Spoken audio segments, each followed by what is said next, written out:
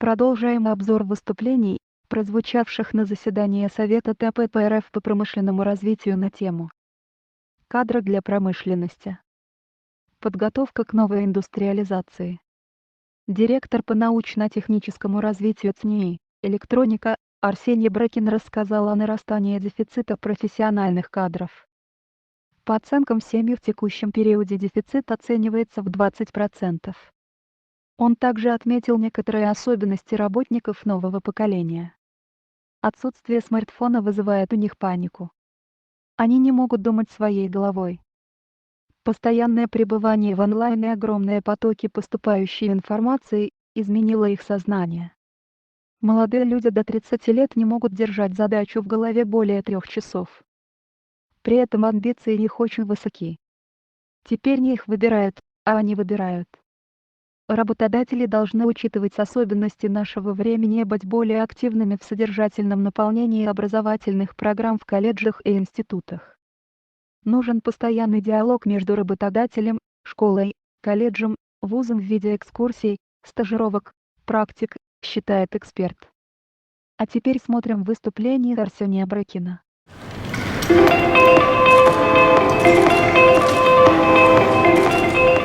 Добрый день, коллеги. Очень рад, что в своей подготовке к мероприятию мысли, которые я попытался отразить в презентации, во многом совпадают с предыдущими выступающими. Итак, о чем я хотел в свои 7 минут рассказать. О готовности студентов строить карьеру в высокотехнологичных отраслях российской промышленности. Следующий слайд. Чуть дополню коллег из Донского университета. Вот собраны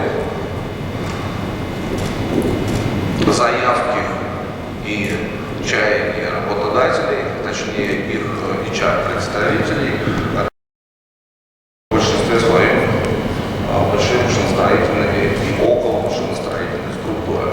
И это далеко не все требования, которые мне удалось обобщить в официальных декларациях очень уважаемых работодателей. И есть еще и личные требования к сотрудникам. Если детально все это продать, такого супергероя вряд ли отыскать не только среди молодежи, но и вообще вокруг нас. В любом случае следует констатировать из заявлений представителей HR-профиля, что подавляющее большинство выпускников российских вузов, к сожалению, ни по профессиональным, ни по личностным критериям и компетенциям не удовлетворяют текущую потребность. И здесь предыдущий выступающий очень ярко написал почему.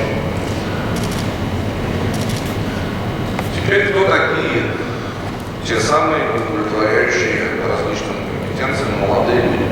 Ну, во-первых, они сильно поменялись и совершенно не ждут, что их кто-то выбирать будет. Они далеко не всегда, и выбор склоняется в пользу российских компаний или тех компаний, на которые рассчитывают, что они обратят внимание.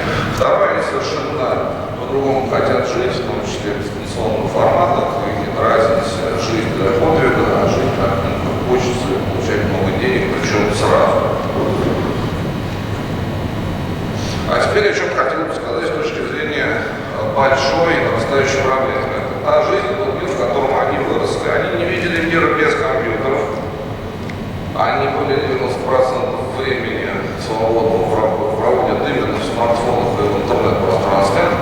И это неизбежным образом сказывается на их психоэмоциональном, интеллектуальном и прочих профилях.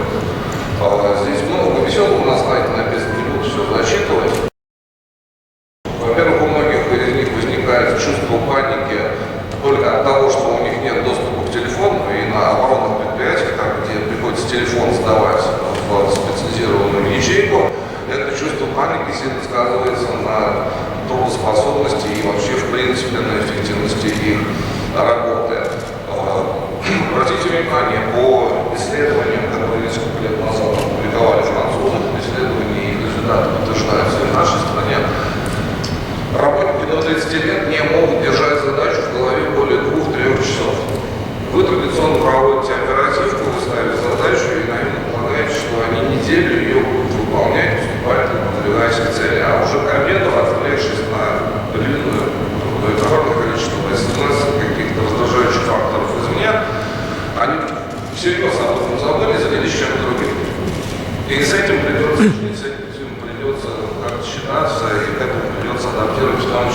методы работы с молодыми сотрудниками. В школе этому не учат, и ценности, связанные с офлайном, работы без интернета и жизни без Яндекс.Дзен и прочих новостных каналов, нужно обучать в образовательных программах ни в школе, ни в более поздних траекториях образовательных такого нет вообще.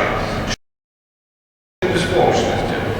Они все знают, они все умеют, они осуществляют свои знания, почерпнутые из Википедии, с тем, что они реально понимают. И это как раз распаковывает тезисы предшествующего оратора, потому что они очень коммуникативны, они говорили обо всем осведомлены, а по факту даже шерстить не научились.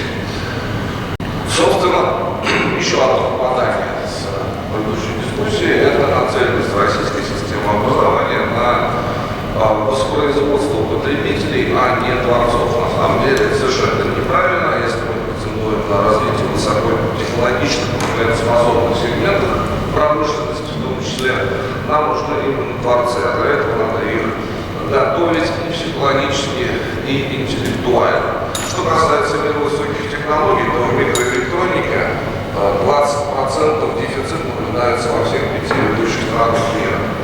Во всех ведущих странах, включая Америку, Китай, Японию, Корею.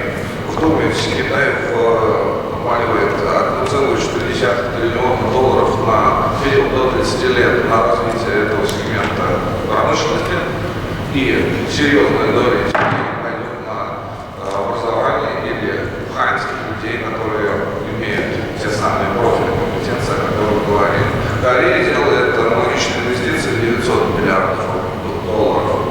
Соответственно, и другие страны стараются от этого не отстать.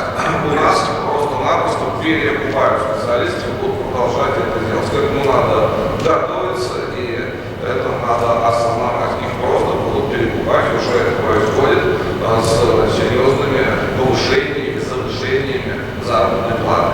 Последний тезис – лояльность студентов технических вузов. Мы говорим о том, как мы их обучаем, забываем о психологическом аспекте мотивационного самого стремления к работе. Это выдержка из исследования, которое мы провели совместно с финансовым университетом при правительстве.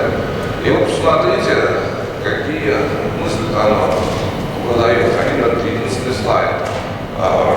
Зеленым показана лояльность студентов технических вузов к работе в принципе по специальности, то есть намерение и побуждение работать по специальности. А вот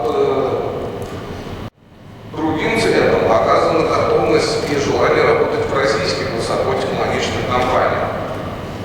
Видите, какие-то некоторые вузы это минус 70%. А это значит, что дело не только в молодежи, но и в вузах, которые прививают соответствующую культуру и миропонимание своим студентам.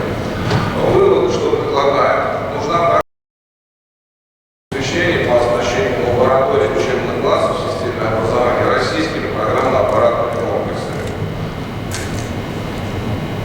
Не сделаем этого, будем потом еще много круглых столов проводить, рассуждая, чему у нас до сих пор эта зависимость происходит. Чему научили, на том и будут работать всю свою жизнь, даже если будут образовываться дальше, будут работать на тех программно-аппаратных средствах, которыми начали обучаться в детстве. Поэтому вот эта программа помянутая по инженерным школам, с моей точки зрения, надо максимально лоббировать все, что только можно, российское в этих образовательных учреждениях в мире. Как, кстати, сделали китайцы, жестко приняв соответствующие решения. Ну, а то, что